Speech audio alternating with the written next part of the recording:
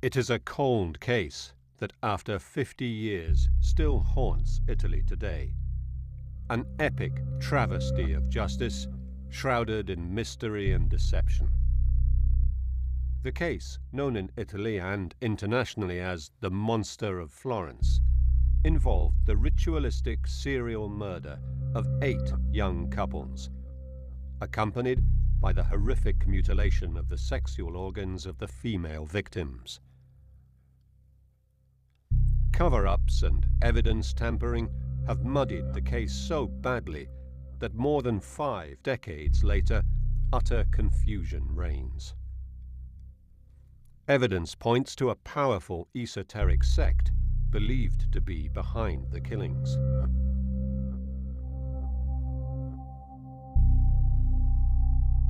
Magistrates, police officers, secret services, the Freemasonry, the highest circles of Florentine society, and 2 high-level magistrates participated or covered for the culprits. 3 major investigative leads have failed to close the case once and for all. First, a farm laborer, a postman, and a quarry worker, dubbed the Picnicking Friends, are convicted as the killers, revealing a terrifying subculture of Satanism and sexual perversion in the beautiful Chianti countryside. Then, this chilling phone call opens a whole new lead. Sarai sacrificato in nome di Padre come il grande dottor Narducci. The threat refers to the mysterious death of Perugian gastroenterologist Francesco Narducci, whose body was fished out of Lake Trasimeno exactly a month after the last of the official Monster of Florence murders. An autopsy, carried out 16 years later, reveals an astounding tale of murder, a body swap, and a cover-up that also involves Perugia's Freemasonry.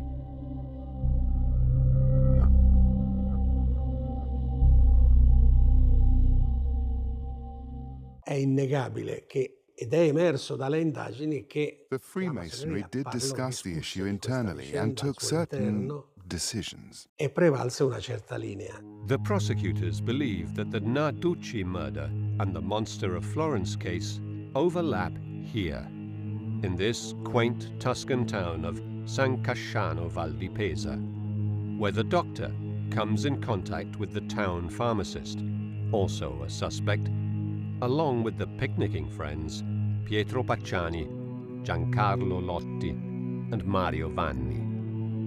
The Narducci trail goes cold after judicial delays cause it to lapse under Italy's statute of limitations. The pharmacist of San Casciano is found not guilty on 14 counts of murder in a controversial fast-track trial. However, a third line of investigation takes shape when investigators turn their attention to a former French Foreign Legion paratrooper named Gianpiero Vigilanti, identified as a suspect right after the last murder, but ignored for more than 30 years.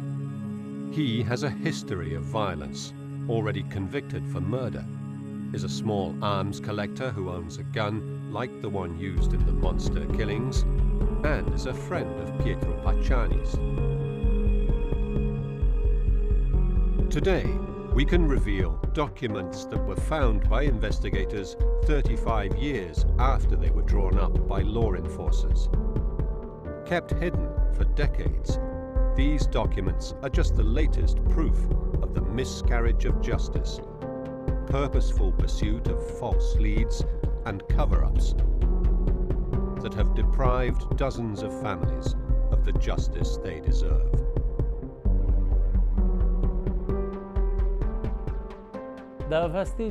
This investigation troubled someone in the upper levels of the criminal organization, because there is no doubt that there was an upper level. At least 15 other people, in some way associated with the case, are silenced before they can speak, suggesting that the Monster of Florence murders are much more than a series of ritual killings or the work of a single assassin. Luciano Malatesta's sister was a witness to the satanic orgies and shared the terrible secret with her brother before she too was killed. Allora, mia sorella mi ha detto questa vicenda qui. Mi ha parlato My sister told me this. She told me straight up that in this whole story that involved our uncle and aunt, that also was connected to the Monster of Florence, to the murders, was made possible with the involvement of a magistrate in Florence. And she also mentioned his name. She mentioned several names, but the name of this magistrate was Prosecutor Vigna. E mi ha fatto il giudice del giudice Vigna. For 40 years, the instigators of these horrific crimes and their friends in high places have been protected by a code of guilty silence.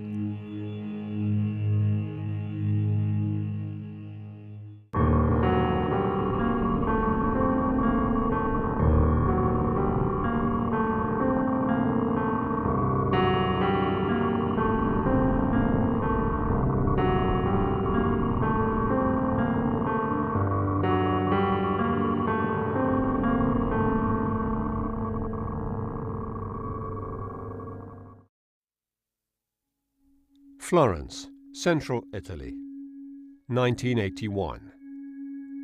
Young couples still find moments of intimacy on the back seat of their cars in the shady and cool hills around the city. But for some of these couples, the country roads and paths will become a place of terror and death in the hands of a band of hired assassins.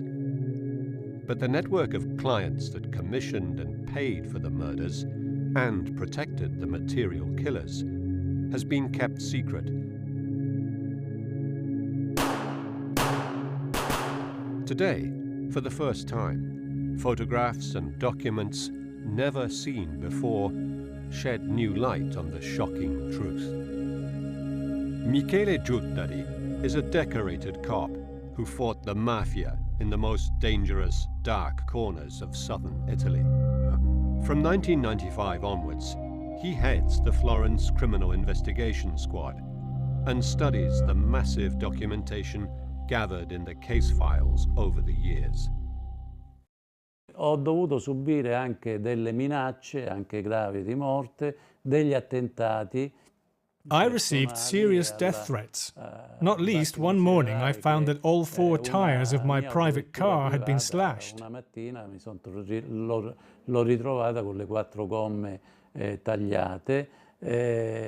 Minacce di morte che I received death threats that I have to say I had not received even in previous years when I had investigated and distinguished myself personally as a witness in trials against 'Ndrangheta and Cosa Nostra, the Sicilian mafia. Nella lotta all''Ndrangheta e nella lotta a Cosa Nostra, alla mafia siciliana. I asked myself, who did my investigation of possible masterminds threaten?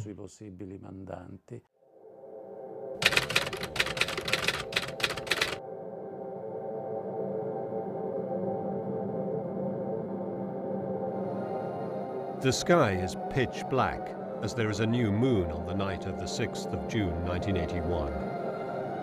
This country road, close to the famous Anastasia disco at Mosciano di Scandicci, is the place where Giovanni Foggi and Carmela Denuccio meet a horrific end.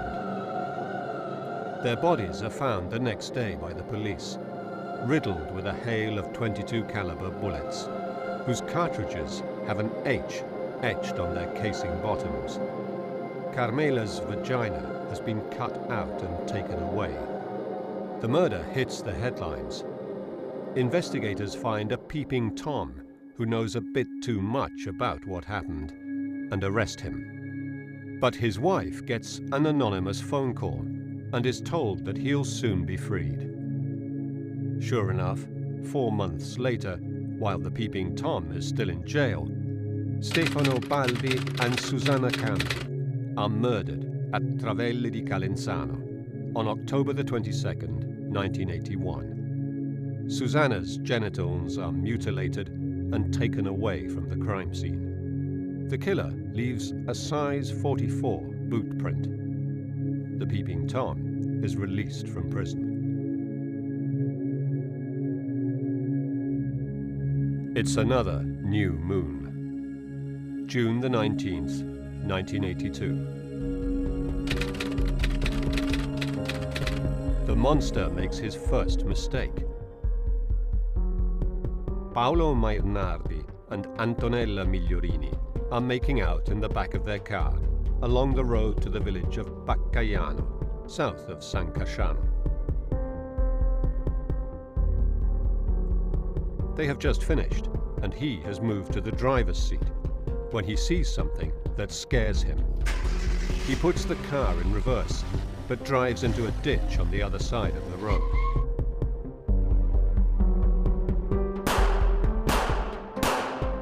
The killer shoots out his headlights, then murders Paolo and Antonella. The car is now exposed to passing traffic, so the killer melts into the night without completing his macabre mutilation of the woman's genitalia.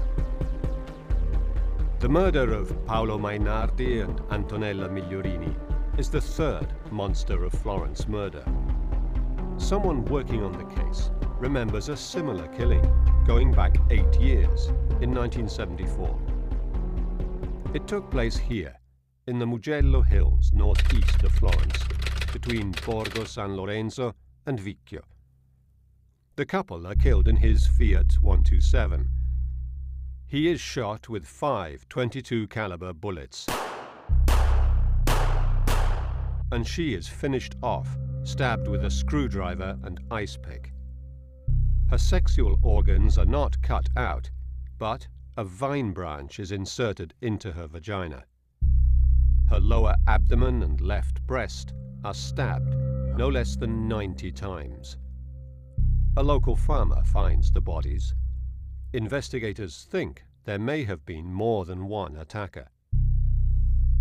Now, an anonymous letter, one of dozens that will condition the work of detectives, suggests the investigators look at another case, a crime of passion going back to 1968. Miraculously, what was left of the rounds of ammunition used in the murder are found clipped to the case file.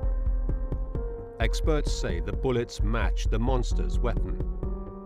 Someone wants detectives to link the 1968 crime of passion to the Monster of Florence serial murders.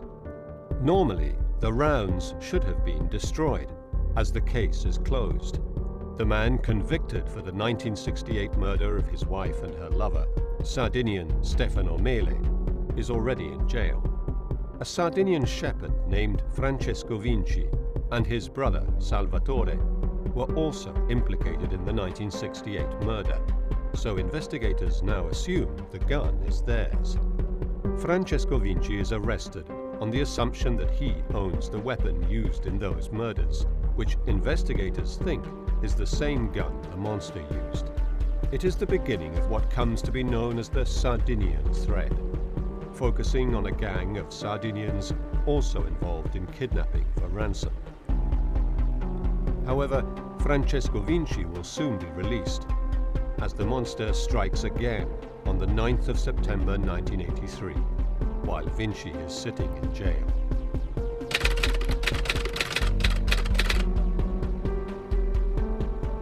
Carefree German tourists Jens Uwe Rüsch and Horst Wilhelm Meyer park their Volkswagen camper in a vineyard in front of the La Sfacciata Villa, north of San Casciano.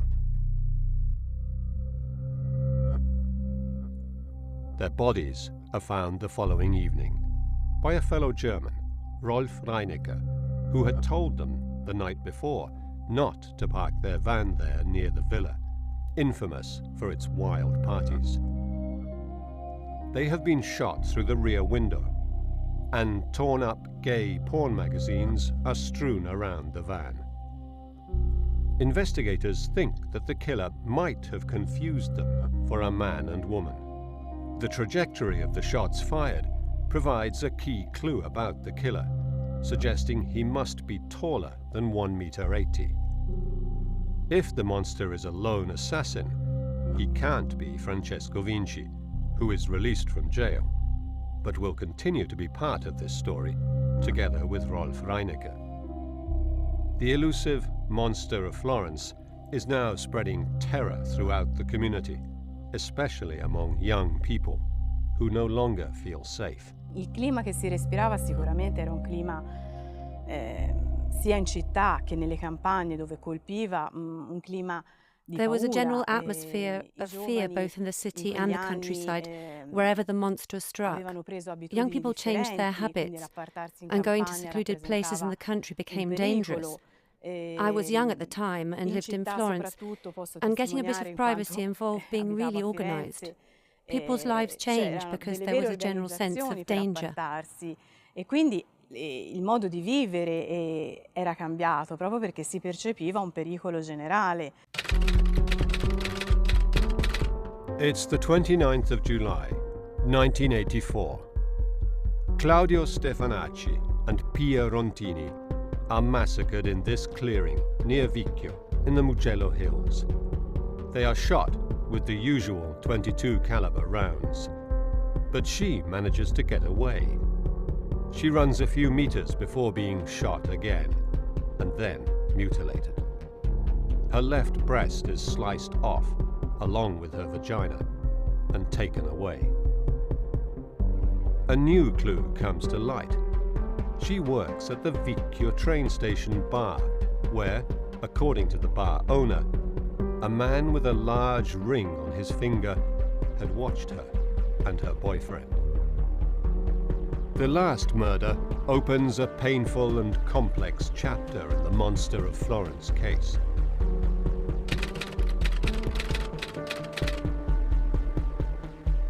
It's the 6th of September, 1985.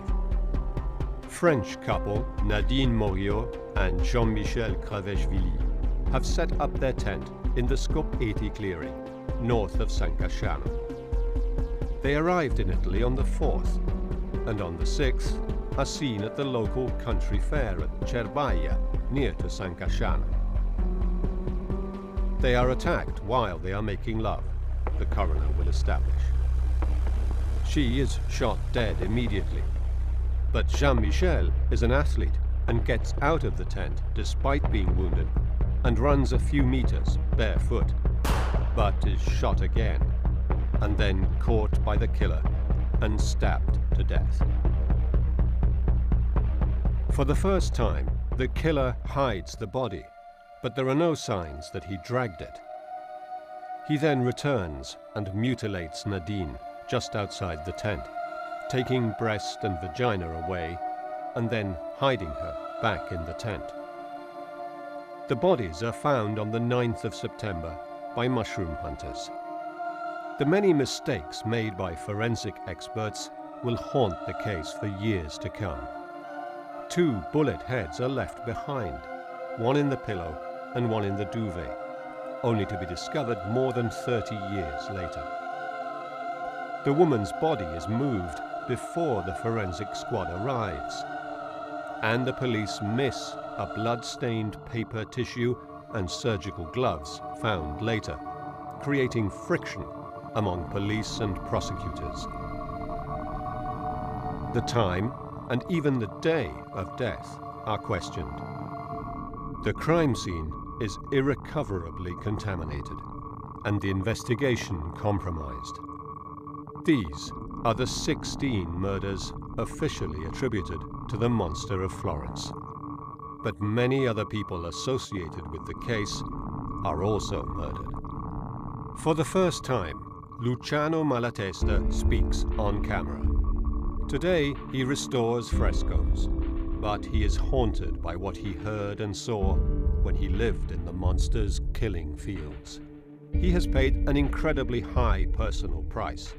4 members of his family died, and his sister, Milva Malatesta, revealed the identity of one of the members of a satanic sect to him and was about to go public when she was killed. Milva died a terrible death, poor girl. There's no death penalty for the mistakes you make. I can't bear to remember. The kid, too. All these young people died violent deaths. Someone has to get the truth out. But I can say that a powerful machine for mystification and manipulation has been set in motion.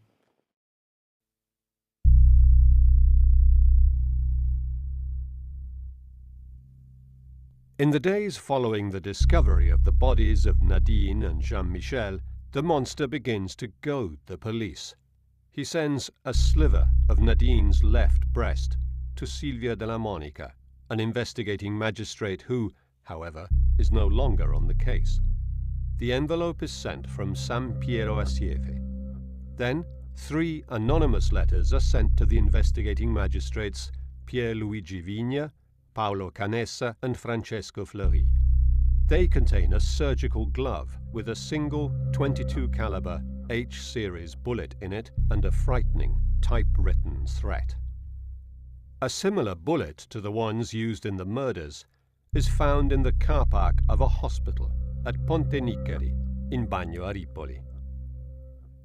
Then, the murders suddenly stop, although the investigation continues.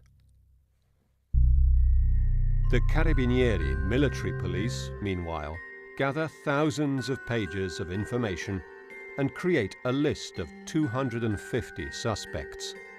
2 of these have their homes searched within a week of the last murder at the Scopeti clearing in 1985. Standing at number 31 on the list is Pietro Pacciani, native of Vicchio, but resident in Mercatale. He is violent, a sex maniac, and later will be jailed for repeatedly raping his daughters. Gli omicidi del mostro hanno delle differenze clamorose. The monster murders are very different from anything Pacciani might have done. Se noi andiamo ad analizzare come If we analyze how the monster treated the victims, we see that he was completely detached. There was neither mental nor physical contact with them. Cioè non c'era un'attività né mentale né fisica a livello sessuale nei confronti delle vittime. Pacciani invece era...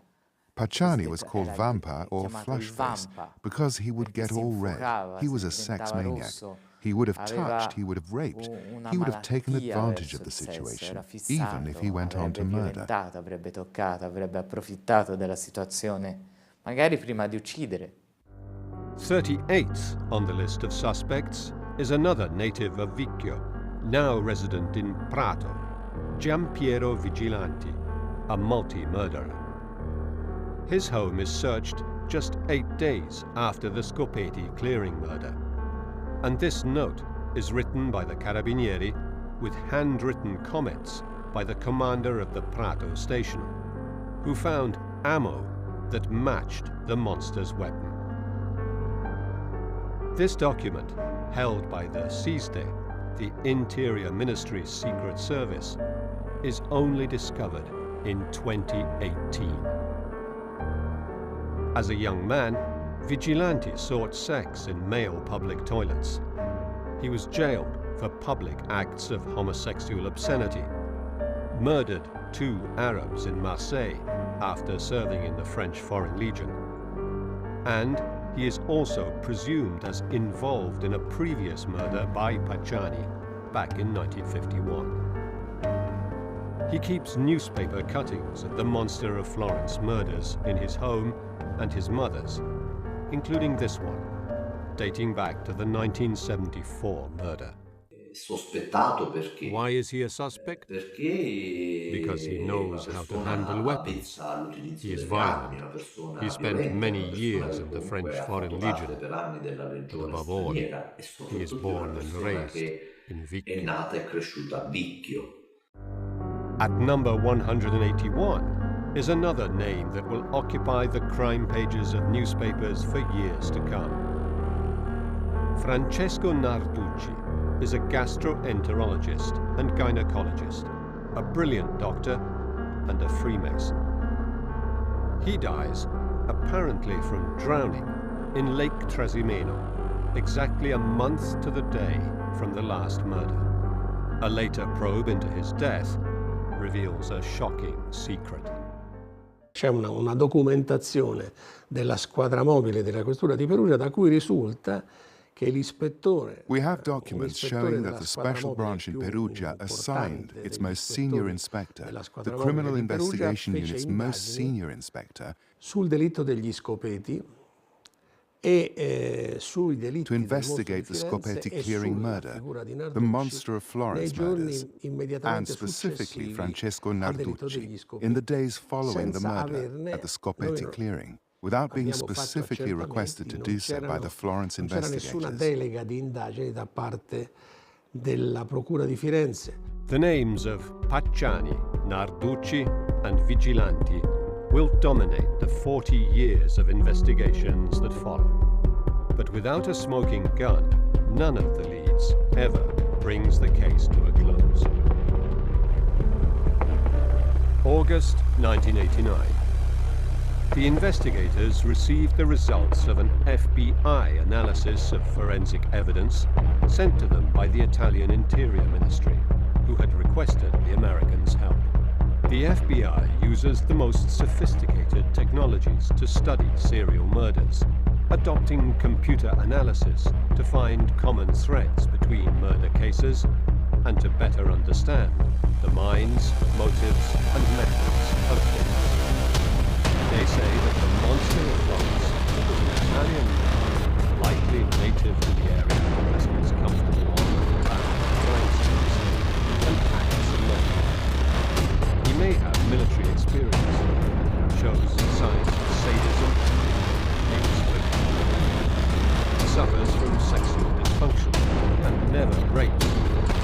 Rather, eliminates the male member of the couple to avoid interference in his macabre rights. Nell'89, 88-89 avevano dato il loro responso, questi esperti dell'FBI, dicendo sì, può essere in un 1988-89, the FBI experts gave their response, saying it could be a solitary serial killer who lived in the area. The lone assassin was a hypothesis that many in Italy followed, but they correctly noted that their analysis was just partial. And in their explanation, very properly, they said, we express this judgment based on our experience gained on cases in the United States, but our analysis could change if we were to become aware of other facts. And so they were inviting Italy to keep them informed of any new developments. Se dovessimo venire a conoscenza di altri fatti, quindi invitava l'Italia a dare altre ulteriori novità. The FBI profilers described the weapons, the knife and the gun, as ritual tools, conserved religiously, just like the body parts kept as fetishes. They believe he revels in his fame, clipping and conserving newspaper articles that describe his crimes, and taking perverse pleasure in goading and challenging investigators. The investigation ignores a number of details recorded by the FBI that will later become useful.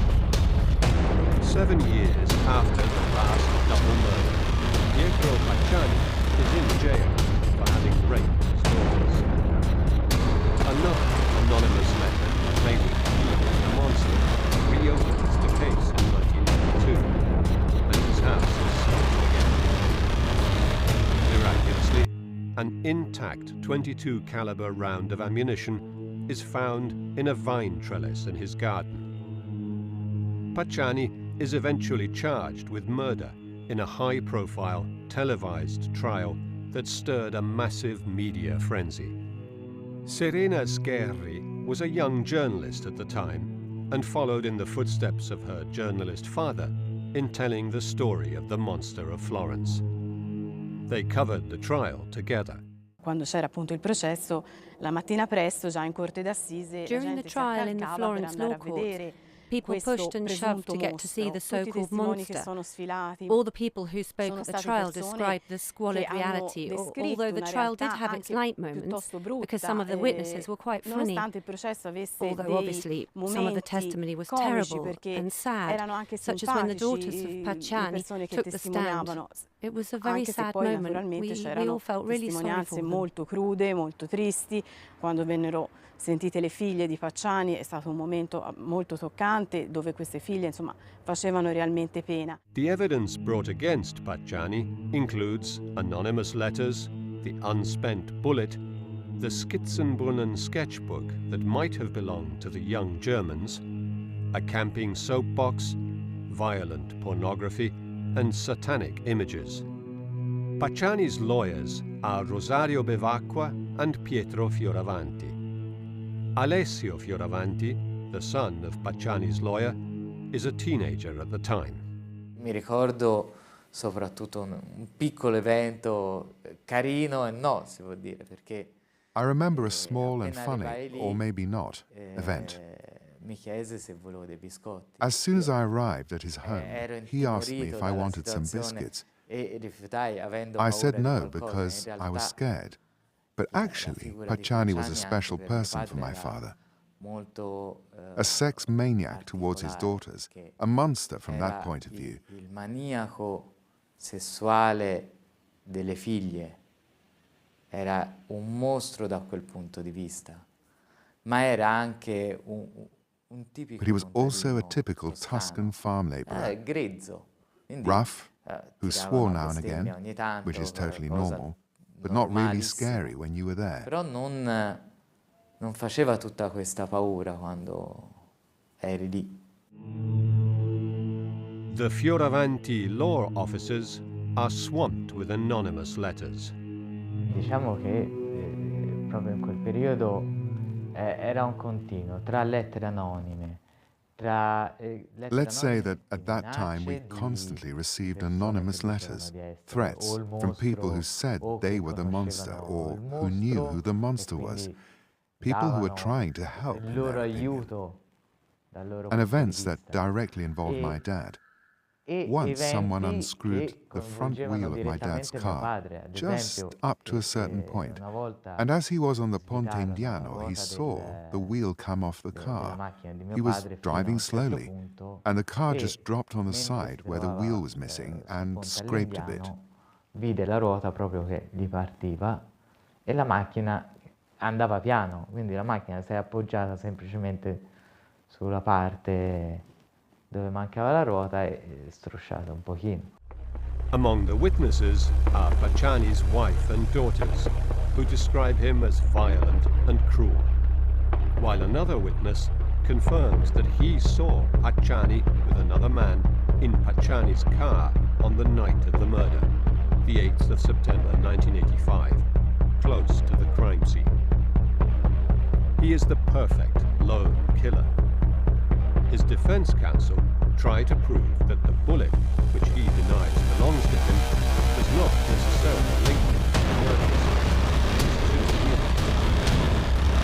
Later, the satanic paintings deposited as evidence against him are discovered to be the work of Chilean refugee groups. Pacciani says that he had found the bullet so possibly German victims in a rubbish heap.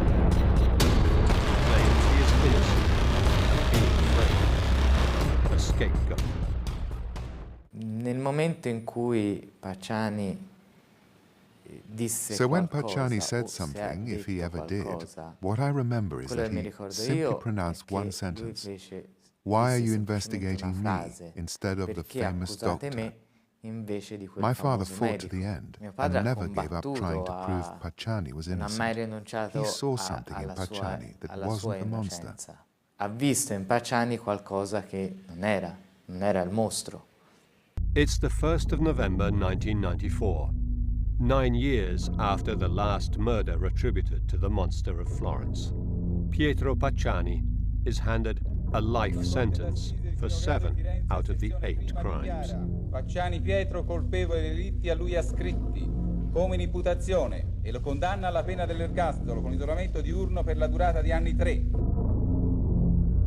The new head of the Florence Crime Investigation Unit, Michele Giuttari, convinced that there is a wider conspiracy, asks for more forensic tests of evidence that had been overlooked and takes a fresh, more clinical look at the documentation. Mi appare quanto mai strano che di un processo, It is very strange that the case files of a trial, the 1968 trial, that had already been held and had already produced a sentence, so a closed case, that the files still contain bullets used in the crime, when the law says that the bullets used in a crime should be kept in the specifically designated evidence storeroom and not in a case file folder.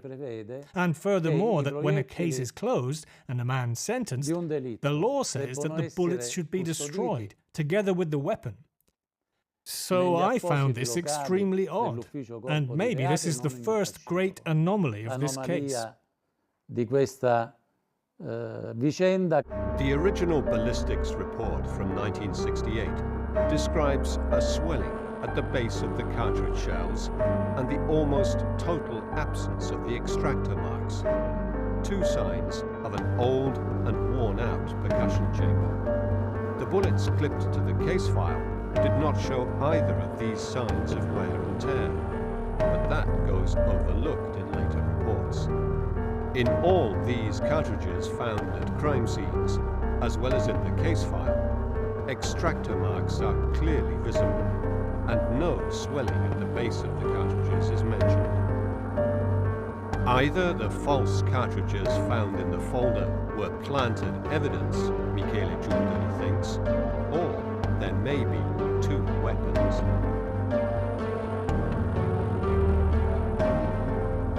According to Giuttari, there is no certainty that the rounds were fired by the same weapon, nor that they came from the same pack. La serie H non era una serie. The H series wasn't a brand that belonged to a unique batch of ammo. Caratterizzava una ben determinata partita di proiettile. At that time, all 22 rounds had an H etched on the base of the cartridge in honor of Henry Winchester. In onore a Henry Winchester. Come pure it was also said later that the rounds all came from the same pack. Non corrispondente al vero, che facevano parte tutte dello stesso pacco di 50 cartucce. Another piece of false information, because some of the bullets were copper-sheathed and some were pure lead. E in parte cromati, che non si possono trovare nella stessa scatola. If there is no certainty with regards to the rounds used, then a key piece of evidence against Pacciani, the .22 caliber bullet found in his garden, loses significance. Michele Giuttari thinks that he had accomplices. He follows the money, which the farm laborer from Mercatale had too much of. Lui in quegli anni aveva acquistato in contanti 2 case. In those years, he bought 2 houses, a car, and he bought postal bonds in several post offices in the area around San Casciano, not only in San Casciano, sometimes on the same day and even shortly before and after a murder. In 2-3 casi, poco prima di un delitto e poco dopo il delitto. Despite the huge amount of paperwork, not all the documentation is delivered to Michele Giuttari. The SISDE, the Interior Ministry's Secret Service, opens a case file and begins investigating. But this document remains secret. This report is dated November 1985 and lists all the crimes and the resulting criminal record of Giampiero Vigilanti. Michele Giuttari knows nothing about this note, one of hundreds like it, and continues to search for Pacciani's accomplices.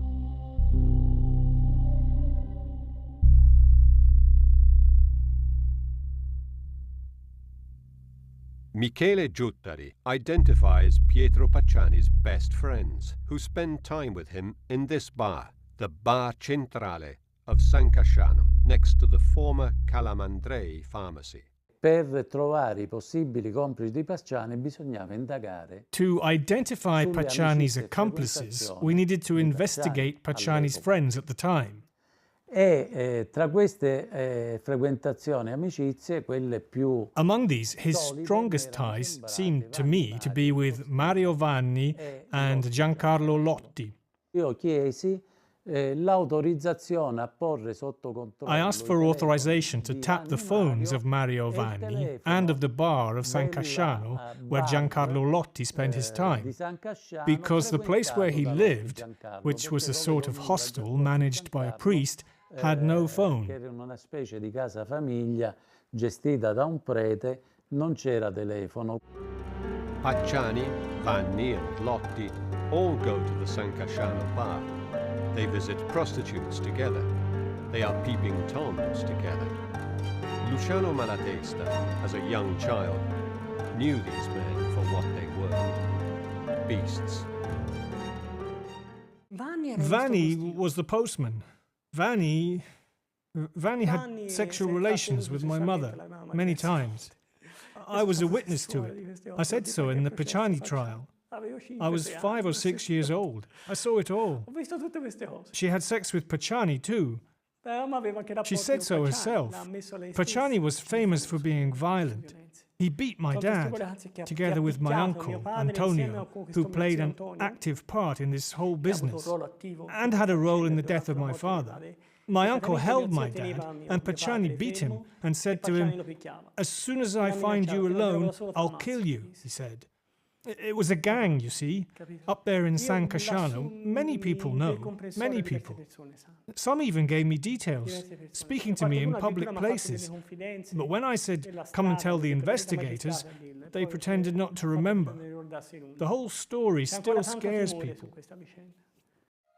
Vanni and Pacciani raped Luciano Malatesta's mother and, according to him, were part of a gang of criminals working for a coven of devil worshippers led by his aunt and uncle.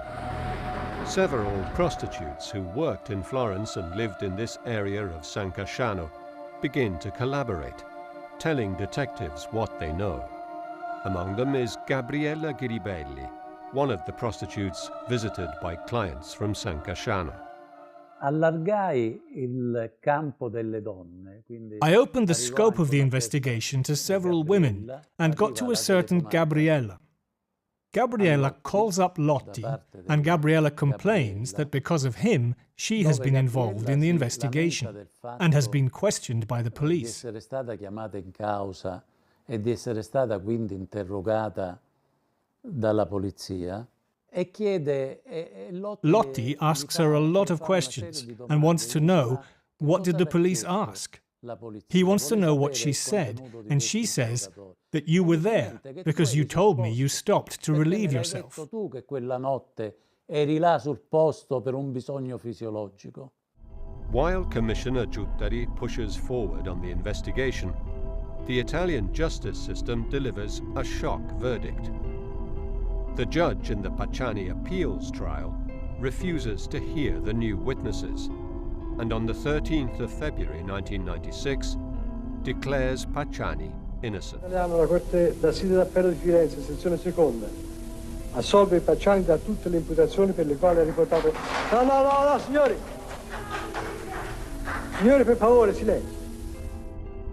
Giancarlo Lotti is a quarry worker who has sexual relations with Pacciani and goes to prostitutes with him. Under pressure from investigators, he makes key, albeit confused, confessions.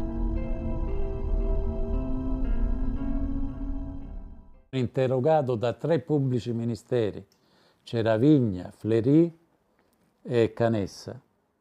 Questioned by 3 prosecutors, Vigna, Fleury and Canessa, he began to confess and collaborate. He spoke of the 1982 murder and then of the 1984 murder in Vicchio, stating that he was the one who identified the couple to Vanni. Fornisce tutta una serie di dettagli per noi importanti. he provided a number of details that were important to us, such as the fact that the 1983 murder of the two young Germans, he said, was to get Francesco Vinci out of jail. Because since it was believed that the killer acted alone, whoever was in jail for the crimes was immediately freed. Giancarlo Lotti confesses to killing the two Germans himself, blackmailed by Pacciani because he's had sex with him.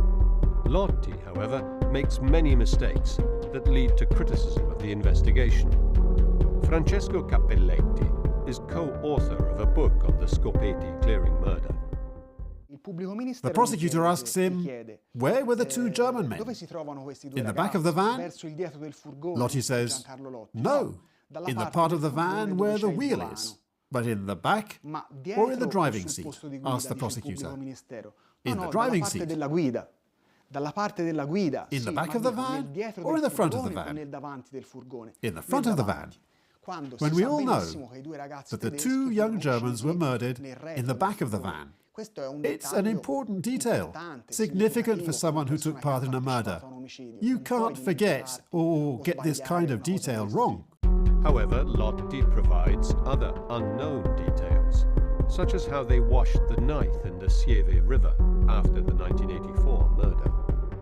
His description of the last murder does, however, contain contradictions. Lotti confesses that he was the lookout on the 8th of September, the controversial date of the murder established by the investigators, while Mario Vanni cut into the tent and Pietro Pacciani shot through the front of the tent. I ask myself, why does this person tell such lies? Is there ever a declaration by Lotti in the 30-odd depositions he made, there are about 30, in which he says something that is not already known? Because the media always covered this case in detail, so the papers spoke of it. And I noticed, I may be wrong, but I don't think so, that not a single detail that Giancarlo Lotti describes has not been covered by the papers. Parla del delitto dell'82 dove aveva fatto lui il palo e indica dove sul posto dove si era messo. He describes the 1982 murder, where he says he was the lookout. He showed us where he stood and what the others did. And then for the 1985 murder, he provides us with a completely new detail that no one had ever mentioned before, describing the cutting of the tent from the bottom up.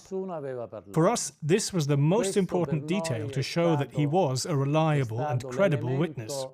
Più importante e sicuro della credibilità e affidabilità di Lotti. None of the killers was fast enough or agile enough to stop the fugitive Frenchman, although Lotti says that he was just 4 meters from where he was struck down. The investigators think there may have been a fourth man, the famous doctor, more athletic than the others, the one for whom the killers left the fetishes on the side of the road, the famous doctor that many witnesses speak about, including Pacciani, who said in his first trial, "Why don't you investigate the famous doctor?" Ci sono state altre persone che hanno parlato di questo dottore che aveva avuto rapporti con l'ambiente di San There are many people who mention this doctor who was seen round San Casciano. Some of these people identify the doctor as Francesco Narducci. Michele Giuttari listens to Giancarlo Lotti and the telephone intercepts for hours and hours.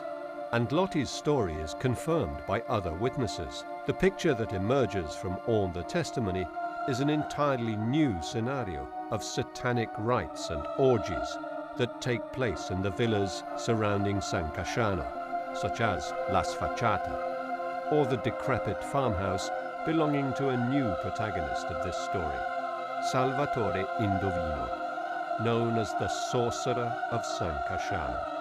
Now the investigators can connect the black masses to the murders and believe the fetishes were used for magic rites. In 1981, the young Luciano Malatesta comes to live in the house next door to the crumbling farmhouse where Salvatore Indovino lives with his companion Filippa Nicoletti. He finds out what goes on inside the house from his sister, Milva Malatesta, who becomes a member of the coven with her husband, Vincenzo Limongi. Io dell'indovino ho avuto un timore sempre subito. I was scared of Indovino from the outset. He gave you a feeling of fear. He was scary. I knew he had been in jail, 5 years in jail. That's what Milva's first husband, Vincenzo Limongi, told me. He'd been in jail too and made friends with Indovino.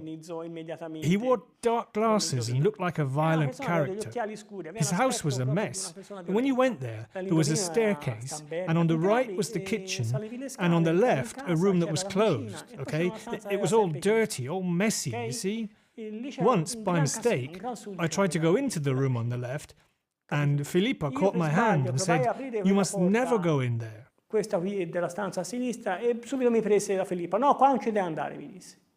According to Luciano Malatesta, the black masses were held elsewhere, places where his sister Milva met Florentine high society, powerful people who owned villas surrounding San Casciano, who were untouchable. She told him that among those present was the future anti-mafia commissioner, Pierluigi Vigna. Ma c'erano delle persone importanti di Firenze. There were important people of Florence there. Vigna, Calamandrei, my uncle and aunt. E delle persone importanti di Firenze. Dice che praticamente si mettevano un cappuccio nero. And they wore black hoods, passed a cup full of blood around and held orgies, had sex. She mentioned a schoolmate of mine from elementary school and said he took part in the rites. And I was shocked. How's that possible? I said. He's my age. At that time he was a child. Were there children too? Yes, there were children. Ma che c'erano anche bambini? E lei mi disse sì, c'erano anche dei bambini. The picture that emerges from the investigation is terrifying. A death squad that included not only Pacciani, Lotti and Vanni, but also possibly the Vinci brothers, worked together with prostitutes of the area for a network of rich Florentines who participated in sinister magic rites. Milva was not the only woman to identify prosecutor Vigna as a member of the sect. Several witnesses described Luciano Malatesta's aunt as the priestess and Salvatore Indovino as the high priest, who also took care of the practicalities.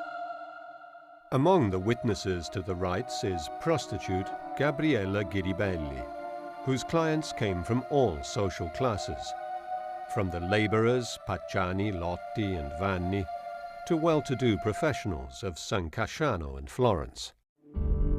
Just as Pacciani is about to be retried, based on confessions from his fellow picnicking friends, the story takes another disturbing twist.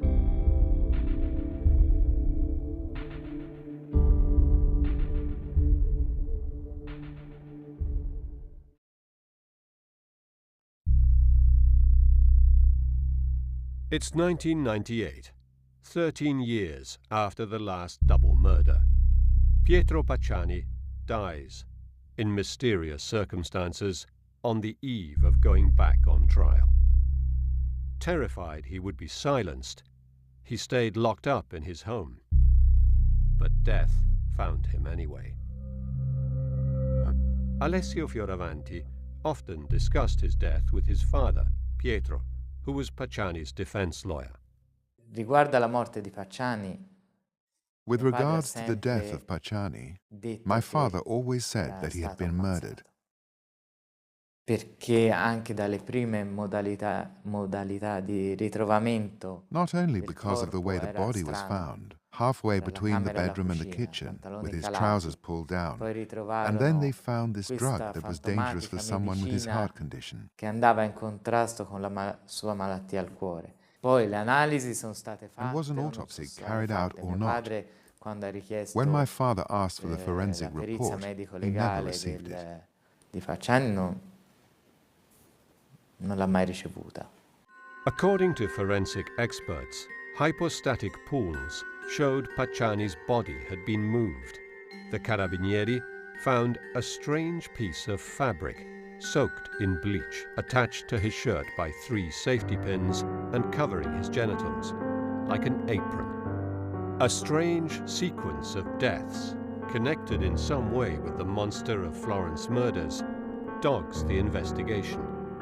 Florentine prostitutes who took part in the orgies turn up dead.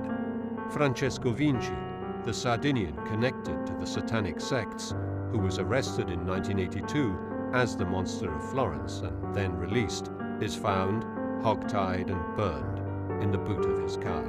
Milva Malatesta's husband, Vincenzo Limongi, is found hanged in his cell the day before he is to be released. Milva Malatesta, Francesco Vinci's and Salvatore Indovino's lover, who also took part in the rites, is burned in her car, along with her 3-year-old son, Mirko, a few weeks before Pacciani is officially indicted. Io penso lei volesse parlare. I think she wanted to speak out. She realized she'd been used. She'd made big mistakes. First, Limongi was killed. A number of people died. So she realized that she was in danger and had to speak. Ha capito anche lei molto probabilmente era in pericolo. E lei voleva parlare. Quando, ad esempio, si indagava su Pacciani, stava per essere rinviato a giudizio. When they began investigating Pacciani and he was about to be indicted, within 10 days of each other, Francesco Vinci and his shepherd assistant are found hogtied and burned in the boot of his car. And then Milva Malatesta and her 3-year-old son are also burned in her car. Anche lei bruciata in auto. And the prostitute used by Mario Vanni, one that he called the kind prostitute, is killed. These are all deaths that in some way are connected to the case. Sono tutte morti che in qualche modo hanno avuto a che fare con questa vicenda. Chi è passato di lì dall'indovino ha perso la vita. Whoever came across Indovino died. Milva died in that horrible way, and she told me these things, so I imagine what terrible things must have happened in that house. And if they didn't actually happen there, they were organized there. Limongi too died in strange circumstances. He died the day before he was due to leave jail. They found him hanged with his 2 feet touching the ground. He too, in a way that we've seen before. So he dies too. Whoever was in contact with Indovino came to a terrible end. Worse yet, the young Luciano Malatesta finds out that the man investigating his sister's death is in fact the man she saw at the Black Masses.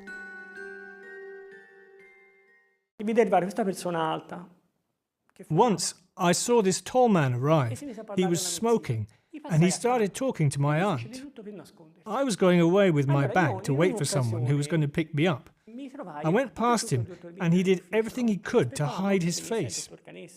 Then, years later, I was talking to Prosecutor Vigna, and we were waiting for Dr. Canessa to arrive, and he lit a cigarette and began to smoke. He looked at me and grit his teeth, and so it came naturally for me to ask him, "But you knew my Aunt Maria." And he said, "Shut up." He said, "Shut up."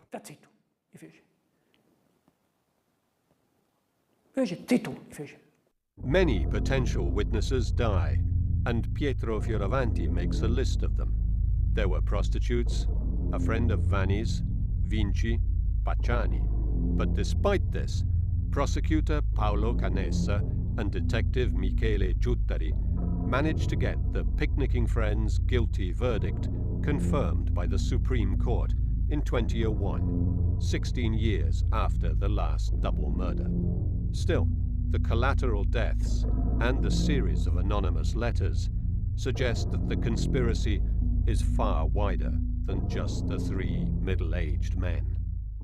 Dopo questa condanna, i complici di Pacciani, i cosiddetti compagni di merenda, After the sentencing of Pacciani's accomplices, the so-called picnicking friends, a sentence that was confirmed in just 3 years after the first guilty verdict, giving the case not only validity on the ground, but also all the way up the judicial chain, now we were able to concentrate our investigation on the instigators, as requested by the Florence prosecutor's office. However, this phase was marked by the strangest events. Si sono verificati episodi quanto mai anomali. Now, Giuttari and Canessa can investigate the minds behind the murders, and the second phase of the Monster of Florence investigation begins. In 2001, this threatening phone call is recorded by a beautician from Foligno, near Perugia.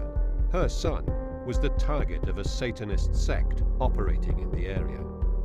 Sarai sacrificato in nome di Satana come il grande dottor Narducci. Sì. Come tutti gli amici di Pacciani, traditori di Satana. For the first time, Pacciani and Narducci are mentioned in the same criminal scenario. The caller claiming both were murdered by a satanic sect. The death of the young doctor, Francesco Narducci, goes back to October 1985. Handsome, a member of Perugia's high society, and popular with his patients, Narducci dies in strange circumstances exactly a month after the last Monster of Florence murder. Francesco Narducci was already the subject of gossip in the 1980s, but the creepy call triggers a new investigation, which is handed to Perugia prosecutor Giuliano Mignini. The case will leave indelible marks on his professional and personal life. Queste telefonate fanno riferimento These telephone calls refer to the Monster of Florence Mostro di murders. Firenze. This woman was insulted. We will have you end up like Ti facciamo Pacciani. fare la fine di Then the Pacciani e name poi a Pacciani, Pacciani si joined by the aggiunge doctor in the lake il Trasimeno, medico who is del later lago called the Trasimeno great che poi Dr. viene Narducci. chiamato il These grande telephone medico calls were Narducci. recorded by a Nel momento beautician in of cui Foligno, cominciarono a who fare recorded them riferimento a on tapes. Narducci And e since they refer to all'omicidio Narducci and di the questo murder of this medico, doctor, iniziai I opened a il murder procedimento per investigation. l'omicidio. Just as the Perugia investigation is getting underway, Michele Giuttari searches the home of the San Casciano pharmacist Francesco Calamandrei, after a declaration by his wife, Mariella Ciulli, who had accused him in 1988 of being the Monster of Florence and keeping the fetishes in their freezer. The police don't find the fetishes, but what they do find in the raid is disturbing all the same. Ma Francesco Calamandrei ci risultava Francesco Calamandrei came out of the previous investigation of the Monster of Florence.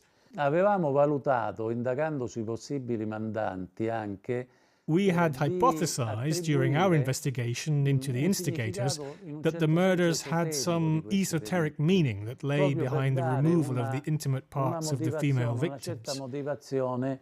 A questa, all'asportazione di queste parti intime delle vittime femminili. And we found that there was, in fact, a certain sense of perversion in the documents, magazines and other material we found in the home of the pharmacist. Anche nella documentazione, nei documenti, in libri, in riviste che avevamo avuto modo di acquisire nella perquisizione al farmacista. Paolo Canessa and Michele Giuttari now believe that there was a group of rich and powerful individuals living around San Casciano who held black masses and orgies, sometimes with children present. Once in a while, someone paid the group of killers to murder the couples in order to obtain the fetish body parts from the murdered women. This had happened before. Un caso che si era verificato. There was a case in the 1980s, between 1982 and 1984 in the United States, known as the case of the Chicago Rippers. Che in Italia era sconosciuto, dove in quegli anni alcune donne erano state sequestrate singolarmente It was unknown in Italy at the time and involved a number of women being taken, one at a time, to a house, in a closed house, where they were murdered and parts amputated in a way that was similar to the murders around Florence. Undeniable signs were found that the murders happened in that house and that they were accompanied by satanic rites. Segni incontrovertibili che riconducevano ai delitti e segni incontrovertibili su cerimonie e rituali di satanismo.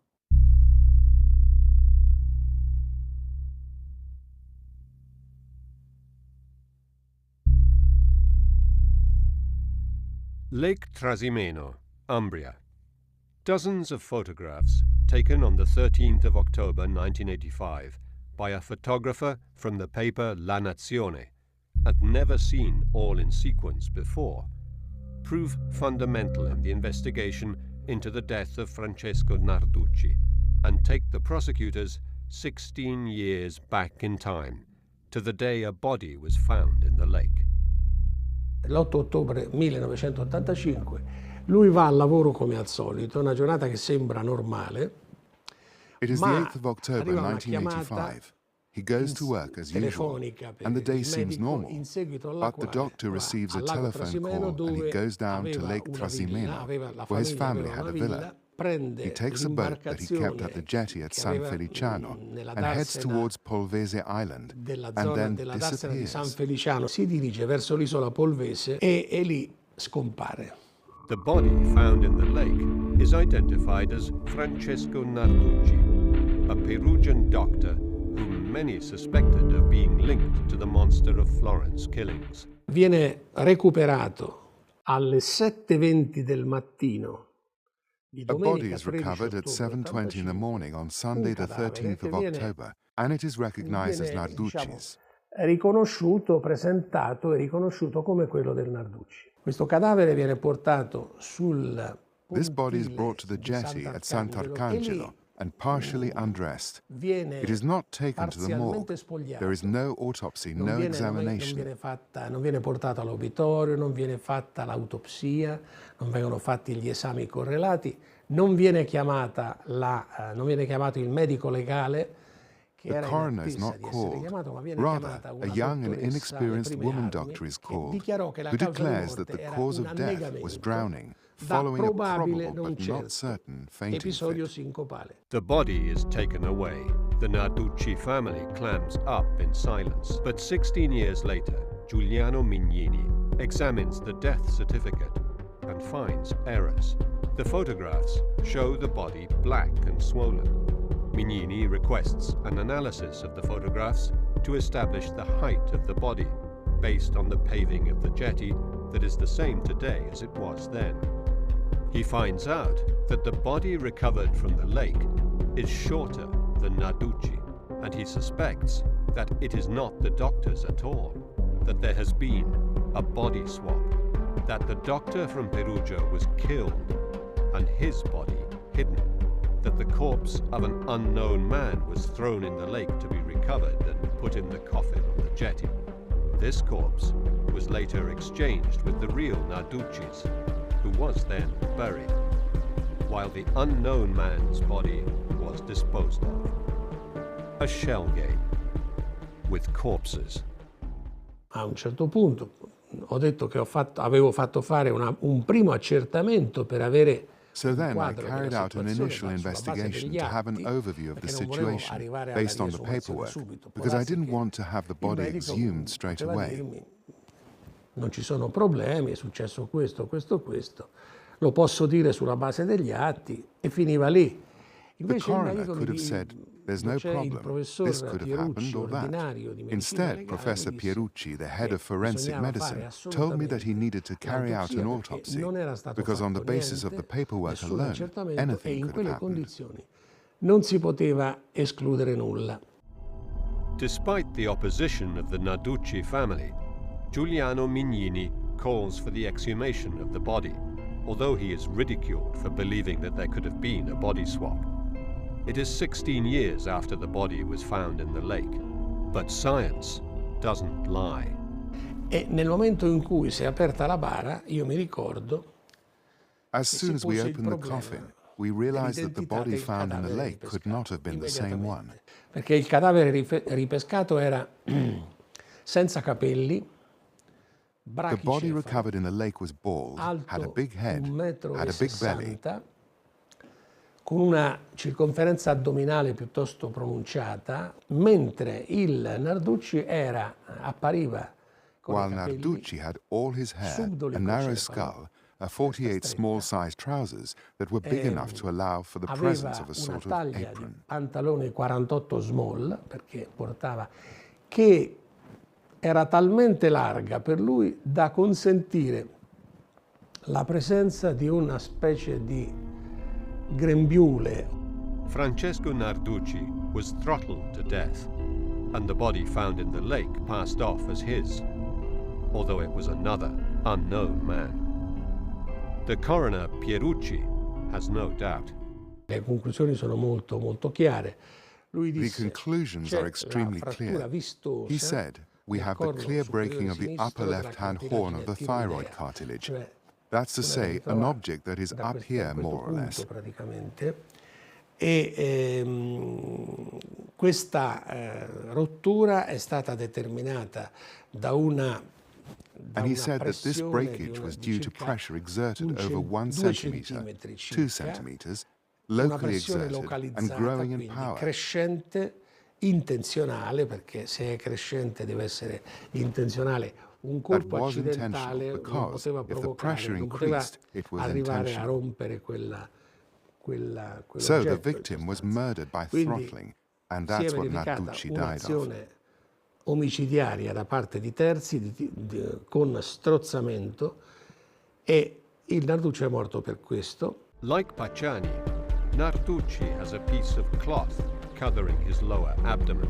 The meaning of the strange apron has never been completely clarified, but Mignini commissioned research that determined it was linked to Freemasonry. Questo telo esprimeva una ritualità massonica arcaicizzante. The apron was part of an archaic Masonic rite, inspired by Egyptian symbology. Come se questa persona fosse stata degradata. And was punitive, as though that person had been degraded in a ritual context, according to our expert. In un contesto rituale. A quel punto, una volta che è emerso tutto questo, io non potevo pensare. So once all this had come out, I couldn't believe that all the authorities present were unaware of the travesty that was going on, so I indicted them for a number of felonies.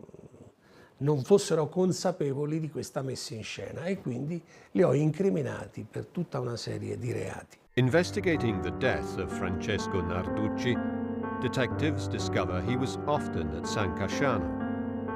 His father-in-law owned a cake factory at Sambuca Val di Pesa, where the whole Malatesta family worked before moving to San Casciano. When he was a child, Luciano often spent time with his aunt Maria Mugnaini, who, it has been said, was the center of the coven.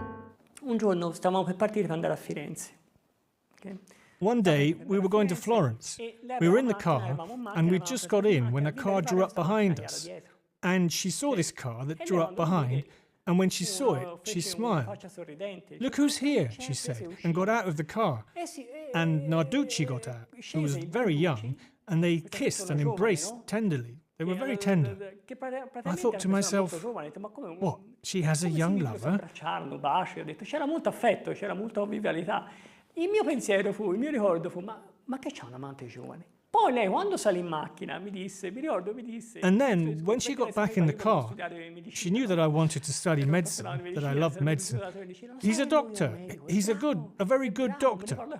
She was enthusiastic. That's what I remember, the young lover. Però, ecco, il mio ricordo è questo, l'amante giovane. Narducci was recognized by many witnesses involved in this case of the Monster of Florence. According to them, he was a good friend of Francesco Calamandrei. They went to the same prostitutes, who recognized him through many verifiable details. One of the prostitutes present at the orgies recognized a chain he wore. His mysterious death is an important clue. but there is still no smoking gun. Although the murders stop when he dies, Narducci is never accused of anything. The pharmacist of San Casciano continues to deny having met him, despite the accusations of his wife, Mariella Ciulli. La moglie di Francesco Calamandrei dice dalla primavera del 1988. Calamandrei's wife speaks in the spring of 1988, so not exactly during the period of the murders that were in 1968, 1974, and between 1981 and 1985. So there had been no murders for 3 years, and she accuses her husband of being the Monster of Florence. The big problem with these declarations is that there are reports about this woman's health, in which we read, in several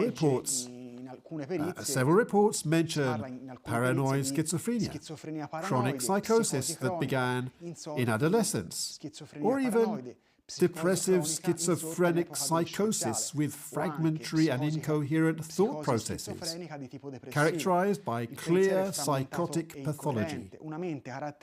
So someone whose declarations should be taken with more than a pinch of salt. Andrei con I piedi di piombo ad ascoltare quelle che sono le sue dichiarazioni. In 2008, Francesco Calamandrei is found not guilty after being allowed a fast-track trial. Despite being accused of 14 homicides, he continues to deny knowing Francesco Narducci. Whatever he did, nothing links him to the murders, the court finds. His use of prostitutes and his friendship with Salvatore Indovino are confirmed. Surprisingly, the two prosecutors, Paolo Canessa and Alessandro Crini, don't file an appeal. Giuliano Mignini continues to investigate the link between the death of Narducci and the Freemasons, and the conspiracy seems to reach the highest levels, but it will never lead to a trial. È innegabile che ed è emerso dalle indagini che the investigations show, and it is undeniable, that the Freemasonry did discuss this case internally, and a certain line of action was decided on. They discussed it, also because the victim was a Freemason. His father was a Freemason. His father-in-law was one. The father-in-law of his brother was one too. His possible contacts in Florence were also, mostly. Contatti lo erano anche loro, quelli di Firenze, in gran parte. When Mignini presents his case before the courts in 2007, a triangle of death begins to emerge that extends from Perugia to San Casciano and Vicchio, with Florence in the middle.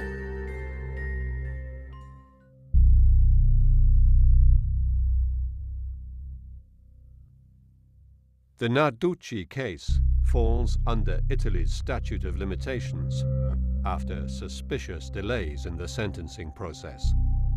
But the claim that Narducci was indeed murdered and his body swapped with another is accepted.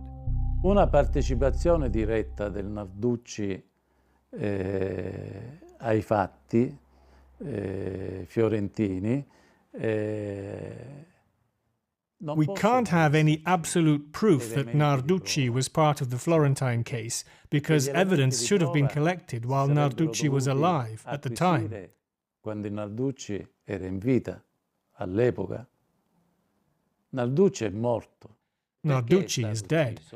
But why was he murdered? Why was his murder covered with another murder? Ecco, su questo the only steps forward that we could take would be to discover who had any interest in falsifying his death. Che era possibile fare sarebbe stato quello di individuare chi ha voluto favorire questa falsità di morte. The case is now at a dead end. Again. 22 years have gone by since Nadine Moriot and Jean-Michel Kareshvili were murdered. The anti-monster squad is closed down, but Giuliano Mignini lobbies to have the Serial Crime Investigation Group created in 2004. Working from this building known as Il Magnifico, Giutteri and his team ask for more forensic tests, in particular on the items found by a passerby closest to the Scopeti clearing a few days after the murder. In un faldone del pubblico ministero, my men find in one of the Florence prosecutor's files a plastic bag containing a blood-soaked handkerchief and a couple of surgical gloves. Intriso di sangue e un paio di guanti da chirurgo. Scrivo tutto l'esito di questo rinvenimento e devo dire che questo mio atto I informed the authorities, and I have to say that this irritates the Florentine prosecutor, who doesn't appreciate my interest and says, "This has nothing to do with the case. It could be a false lead. Anyway, what do you want to do? Investigate me?" Ma poi che fai? Vuoi indagare su di me? Giuttari requests a DNA analysis, a test that was not available in 1985, but never receives the results. Only years later, with a completely new investigative lead and a new prosecutor, is it revealed that the blood belongs to the victims, a detail that raises even more questions, because their blood groups, A and O, are different from the one originally reported to have been found on the handkerchief, which was blood group B. Then, the unthinkable happens. Alerted by his boss that he has been ordered not to investigate certain important people, Michele Giuttari tells Giuliano Mignini, who indicts the head prosecutor of Florence for interfering with the course of justice. All hell breaks loose between the two jurisdictions. The prosecutor's office of Florence now accuses Mignini and Giuttari of abuse of office, and all the case files related to the murder of Francesco Narducci are confiscated. The case is blocked for 7 years due to this conflict between prosecutors. None of the Florentine prosecutors accepted our invitation to be interviewed. Il PM di Perugia, Mignini, ed io nel mio ufficio. The Perugia prosecutor Mignini and I, in my office, are searched by the Florence prosecutor's office under the suspicion of abuse of power. Con ipotesi di abuso d'ufficio per alcune intercettazioni che avevamo eseguito e che stavamo eseguendo. Due to certain telephone intercepts that we were carrying out on behalf of the Perugia judges. And on that occasion, all the documentation regarding the death of Francesco Narducci was confiscated. Che riguardava la morte di Francesco Narducci. Although the case files are returned after appeal to a higher level, the case is stopped in its tracks. Mignini, Giuttari, and the Florence chief prosecutor are all found not guilty of misconduct 7 years later.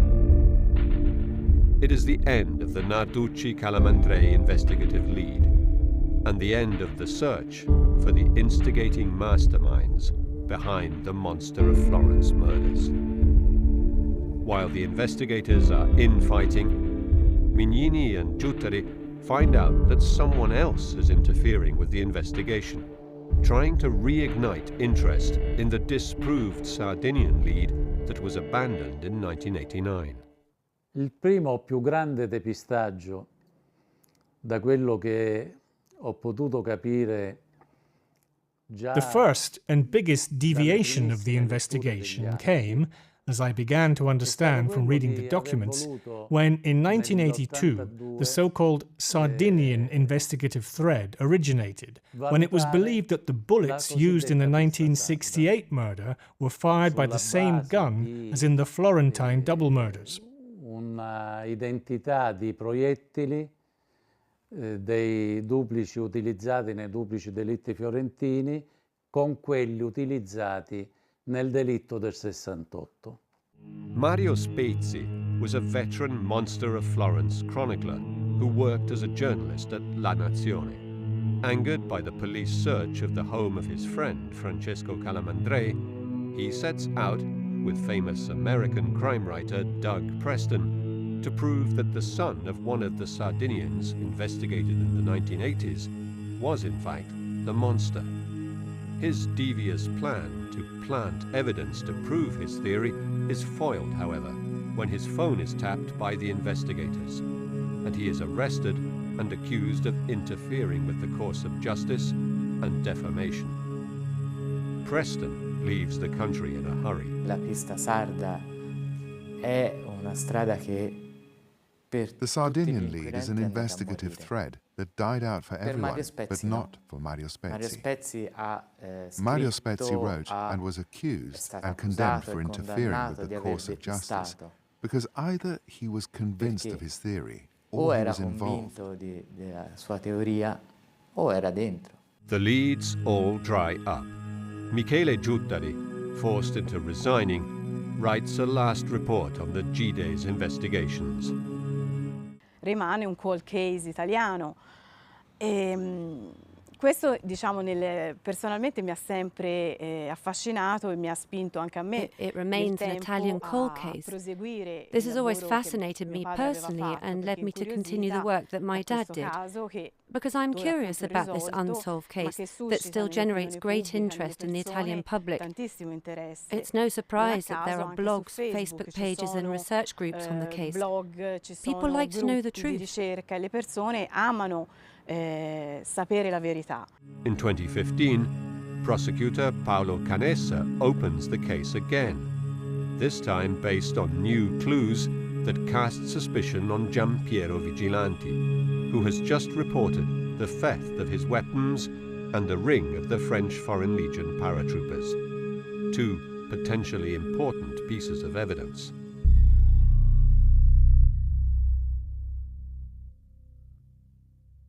Giampiero Vigilanti spent 5 years in the French Foreign Legion and has a criminal record, including murder and causing bodily harm.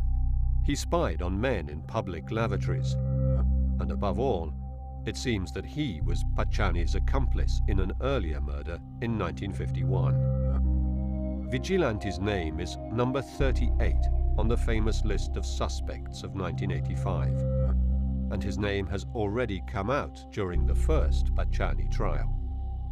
His home had been searched in 1985, and 176 Winchester .22 caliber rounds were found, as well as a .22 caliber high-standard automatic that he used for target practice, holding a regular gun license.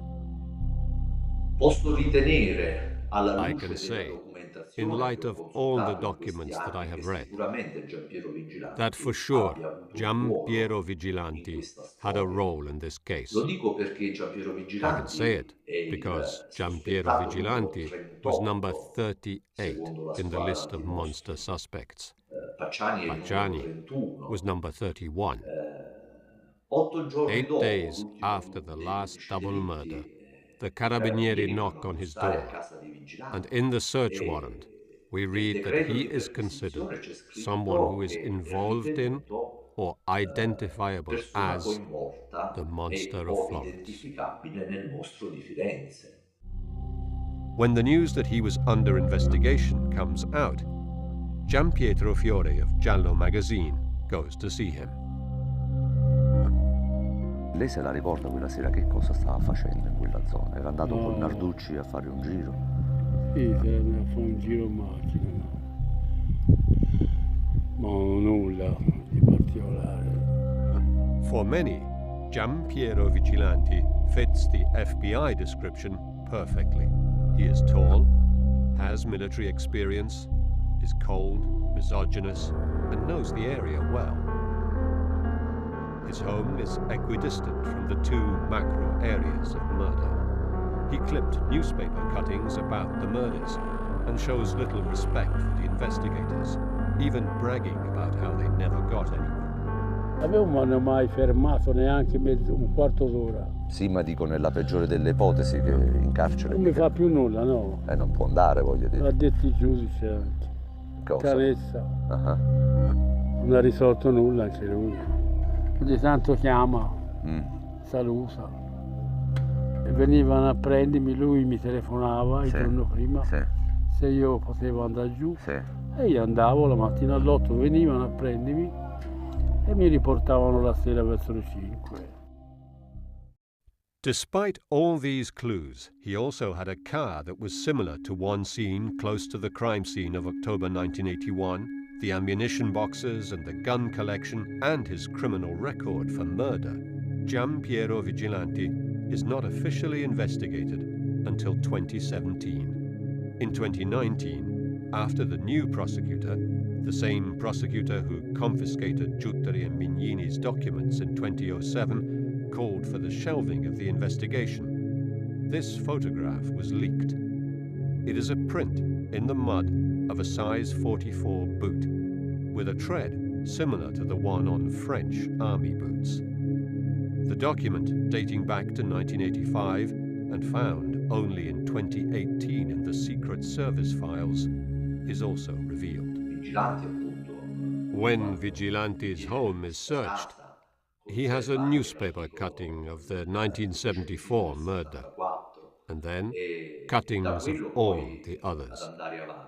This alone allows us to think that Vigilanti had a specific interest in the case. Maybe he is a great fan of crime stories and a fan of serial killers. But in 1974, he couldn't possibly know that the murders would have led to so much bloodletting. In 2018, there is an incredible discovery that further highlights the ineptitude of investigators.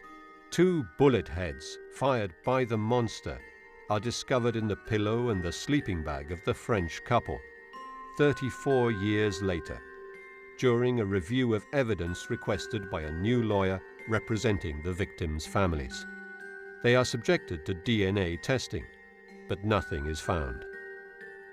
The letters sent to the investigators in 1985 are also tested for DNA, and a trace belonging to an unknown male with an A rhesus-positive blood group is found. The blood-soaked tissue and surgical gloves are tested, and the DNA of the victims emerges.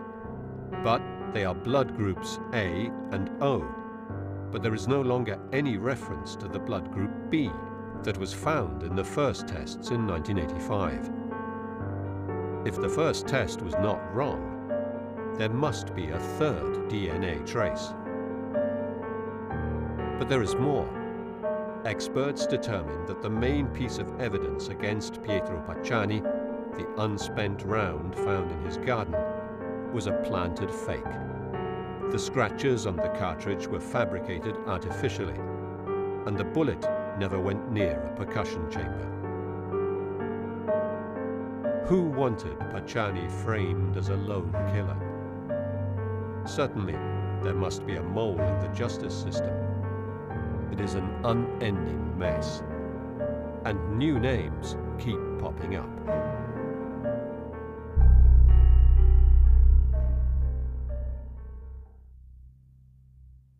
Geographically, the murders form an arc running from northeast to southwest of Florence, while the distance between Mercatale and Pacciani's home to the crime scenes of 1981, 1982, and 1983 is just a few kilometers.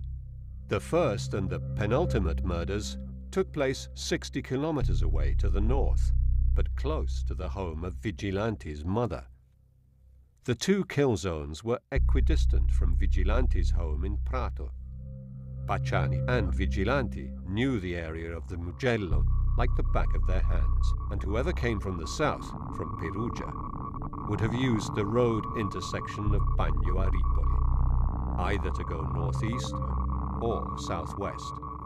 There is also the possibility that some of the victims may have known the monster or the gang of killers.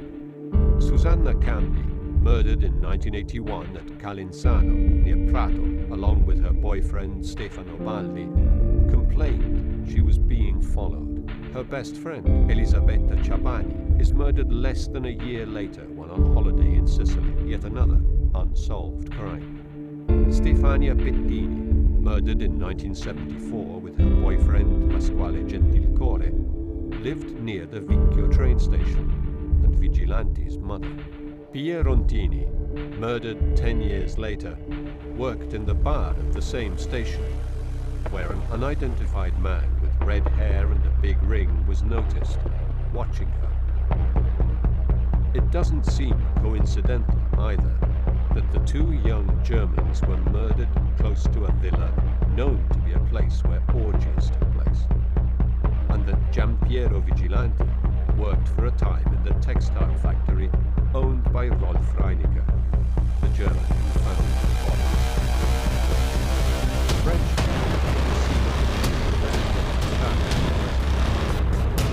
so it seems that the victims were known to belong to several branches of the band. Firms worked together and made anyhow. What's the connection between the female killers and the satanic sect? Who will get the killers in contact?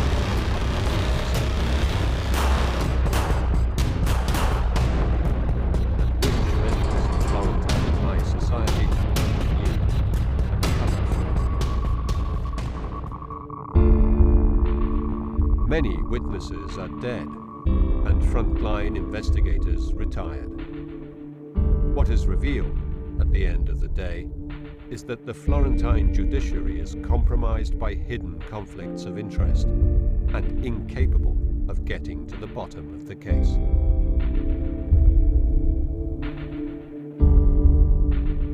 L'ultima minaccia addirittura era giunta a casa mia. The last death threat came to my home, an anonymous letter written on a computer containing a single line in capital letters. Every day that goes by, I get closer to you. E quindi è qualcosa che magari un investigatore, un poliziotto. This is something that an investigator who sent to jail the heads of Cosa Nostra, dangerous members of the 'Ndrangheta condemned for kidnapping people, would expect from them. Si sarebbe aspettato da loro. The indignation over the deaths of young people with their whole lives ahead of them has disappeared as the years have passed. And the very real possibility that Italian institutions were part of the cover-up is harrowing. But not everyone has forgotten.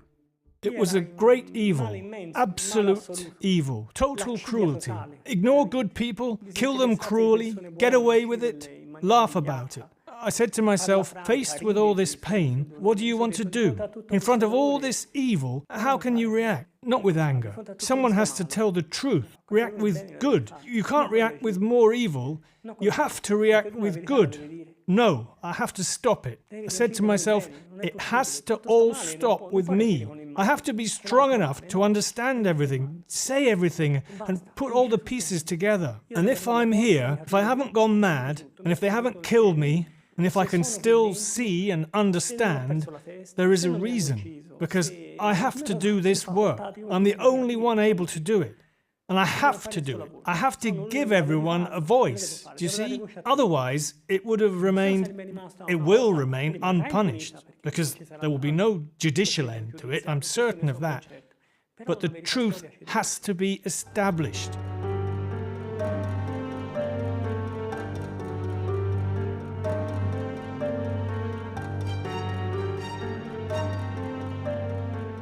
The city of Florence seemingly cannot face the ghosts of its past with a clean conscience.